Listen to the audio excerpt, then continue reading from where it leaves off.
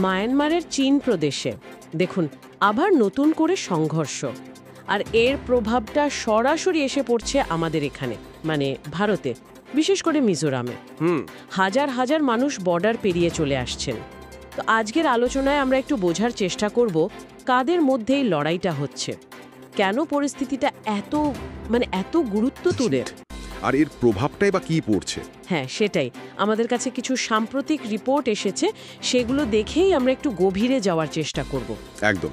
দেখুন, এই ঘটনাটা শুরু হয়েছে গত 2 জুলাই থেকে মায়ানমারের চীন প্রদেশে, যেটা ভারতের মিজোরাম সীমান্তের একেবারে গায়ে। হ্যাঁ হ্যাঁ, সেখানে দুটো সশস্ত্র গোষ্ঠীর মধ্যে বেশ জোরদার লড়াই চলছে।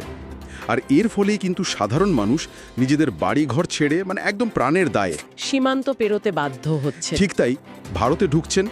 মিজোরাম সরকার যা জানাচ্ছে তাতে সংখ্যাটা ইতিমধ্যেই প্রায় 4000-এর কাছাকাছি। 4000? এটা তো বিরাট সংখ্যা। বিরাট সংখ্যা, এবং এটা খুব অল্প সময়ের মধ্যে। তা এই মানুষগুলো, এতজন মানুষ, তারা আশ্রয় নিচ্ছেন কোথায়? এত লোকের চাপ সামলানো তো একটা বিরাট ব্যাপার। নিঃসন্দেহে এদের বেশিরভাগই সিংহভাগই আশ্রয় নিয়েছেন মিজোরামের চম্পাই জেলা আছে না, হ্যাঁ, সেখানকার জোখাউথার আর সৈখুমপাই গ্রাম, এই সীমান্তবর্তী এলাকাগুলোতে সেখানে অস্থায়ী শিবির মতো করা হয়েছে। আচ্ছা আচ্ছা। স্বাভাবিকভাবেই ওখানে খাবার, পানীয় জল, থাকার জায়গা, এগুলোর একটা প্রবল চাপ তৈরি হয়েছে। তা তো হবেই। মিজোরাম প্রশাসন অবশ্য চেষ্টা করছে, নিজেদের সাধ্যমতো খাবার, জল আর জরুরি চিকিৎসার ব্যবস্থা করছে, কিন্তু বুঝতেই পারছেন পরিস্থিতিটা বেশ কঠিন। বুঝতে পারছি, কিন্তু আমার একটা প্রশ্ন আছে। এই যে সংঘর্ষ, এটা কাদের মধ্যে হচ্ছে? আমি যেমনটা শুনছিলাম, এই গোষ্ঠীগুলো নাকি আগে একসঙ্গে লড়েছিল। এটা কেমন যেন লাগছে শুনতে। হ্যাঁ, এটাই কিন্তু এই পরিস্থিতির সবথেকে অদ্ভুত আর দুঃখজনক দিকও বটে।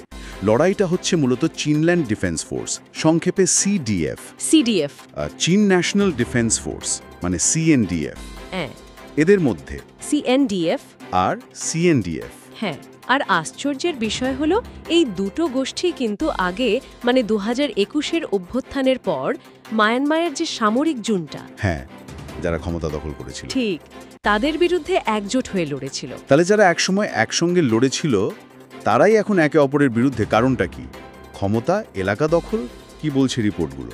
রিপোর্টগুলো যা ইঙ্গিত দিচ্ছে তাতে মনে হচ্ছে কারণটা সম্ভবত এলাকা নিয়ন্ত্রণ আর ভবিষ্যতের ক্ষমতা, এই নিয়ে। সামরিক জুনটার বিরুদ্ধে লড়াইটা হয়তো এখন একটু অন্য মোড় নিয়েছে বা কৌশল বদলেছে। আর সেই সুযোগে বা সেই পরিস্থিতিতেই এই গোষ্ঠীগুলো এখন নিজেদের মধ্যে কে বেশি শক্তিশালী সেই লড়াইয়ে নেমে পড়েছে। তাহলে গৃহযুদ্ধের মধ্যে আরেকটা গৃহযুদ্ধ বলা যায়। অনেকটা তাই। আর এর ফলে সবথেকে বেশি ভুগছেন সাধারণ মানুষ। ওই চীন জনগোষ্ঠীর মানুষের জীবন দুর্বিষহ হয়ে উঠেছে। খুবই দুঃখজনক। এই জটিল পরিস্থিতিতে মিজোরাম সরকারের অবস্থানটা ঠিক কি? তারা তো আর এই সংঘর্ষে সরাসরি যুক্ত নয়। না না, একেবারেই না।